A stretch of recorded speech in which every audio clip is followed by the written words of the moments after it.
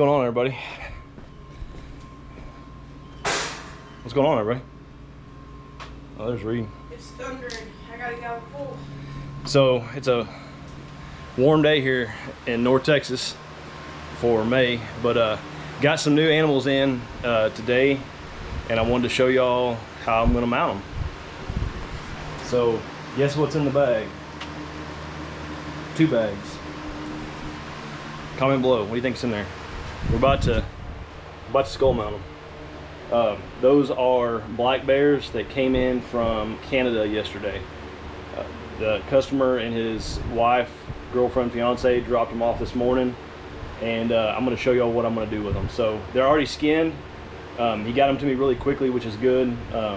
So I'm going to take the bags off of them and just get any extra meat off of them that I can before I start on them. So what I'm going to do with them is I'm going to put them in my maceration tank, and I'm going to do an accelerated maceration on them to help remove all the meat, and it's going to remove a lot of the grease and fat. I have never done bears. I've done tons of hogs, and I'm told they're very similar as far as the amount of grease and fat they have in them, and this process that I use works great for for hogs, so I think it's going to work for bears also. So I'm going to get any extra meat off of them. I'm going to put them in water, take them out to my maceration tank, plug it in, get some heat on it, and leave them in there for about a week, and before we move forward with them. So I'm going to get them out and get them cleaned off real quick.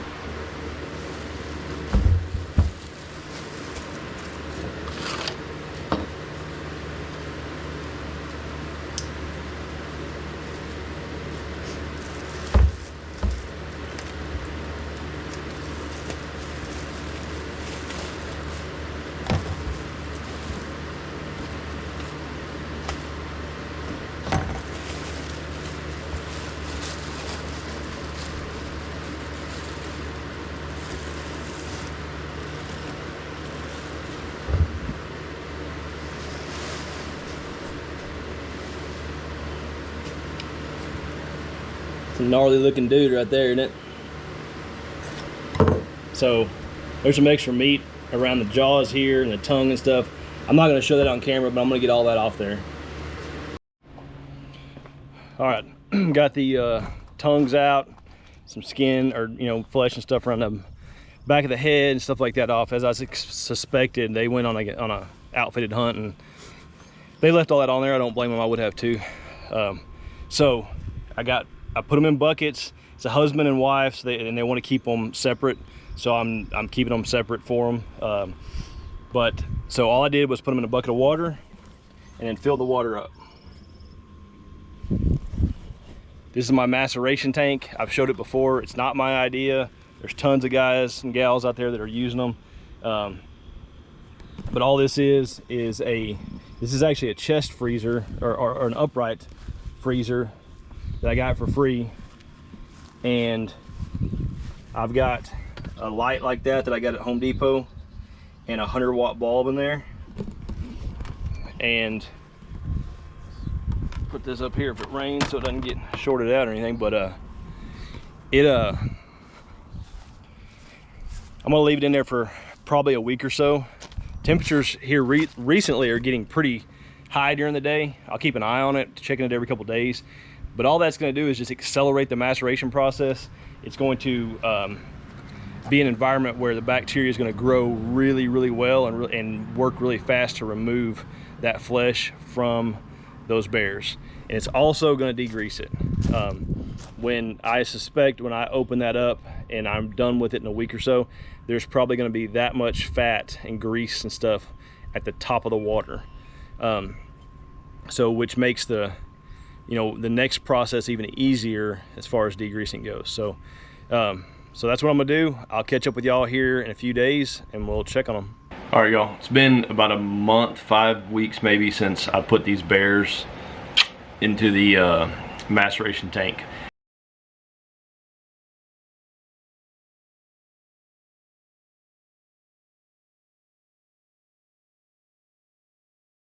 I took them out this past weekend, 3 or 4 days ago, and did the rest of the process on them, and this is the result here. they're done except for the teeth need to be glued back in. But I'm going to show y'all some clips of what I did to get it to this point right now.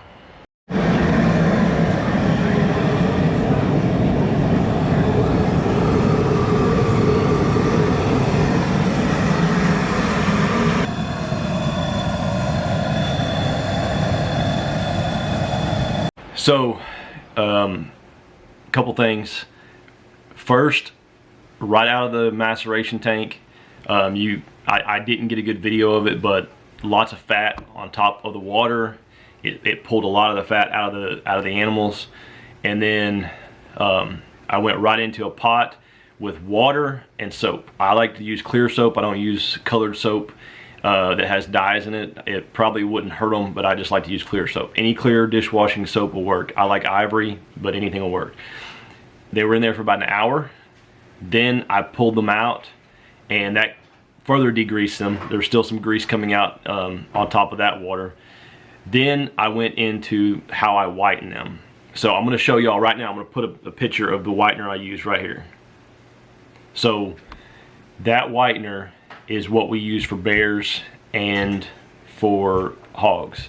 We use 3 gallons of that whitener and 1 gallon of water basically.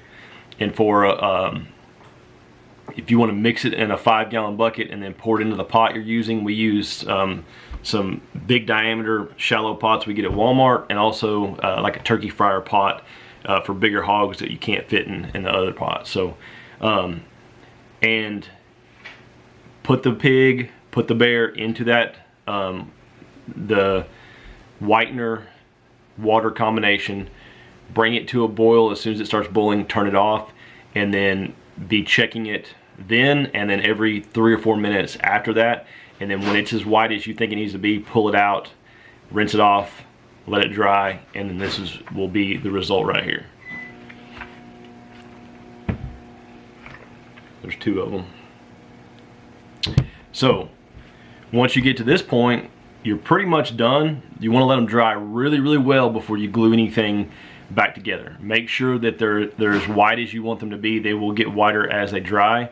Make sure there's nothing, you know, that got missed, nothing, you know, any grease spots or anything like that. Because once you glue it, you can still go back and undo it, but it's a little more difficult. But so for this bear right here, I already glued the jaw back together. The jaw is going to come apart, teeth are going to fall out on a bear. On a pig, the jaw typically doesn't come apart.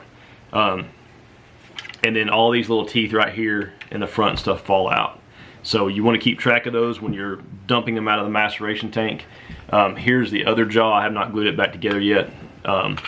You want to kind of hold it together, and it's kind of like a puzzle piece. It'll go back together pretty well. But once you hold it, you want to hold it to the bear and make sure it's going to lock in and close properly before you glue it. You can't get, you know, if you go too far out or too far in, it's not going to work right. You want to get it back to a, you know, its natural state. So like I said, I did that on this one. You can see the line right there, and just, you know, I just hold it together, put some glue in there, hold it and let it dry, and then keep gluing it every few minutes and let it dry. Like I said in the beginning, they wanted to keep these separate, so I've done that. One of them significantly bigger than the other one. So but I've got the teeth separated out here, so I'm going to glue them back together now, and then I'll show you all the 100% finished product here in a minute. Somebody may ask what kind of super glue I use. I use a combination of just gel, and this is a gel, and then like a liquid super glue. Depending on what I'm gluing, they both have their purpose, but and I usually buy whatever's cheaper. I've been liking these bottles here lately, but yeah, whatever's cheaper. And some people use Elmer's glue. It takes forever for it to dry. I like the super glue. I've never had any issues with it. If you do have to go back and reboil one for some reason, it will turn yellow, but you can put whitener on it, you know, some cream whitener on it to fix that. But yep, that's what I use.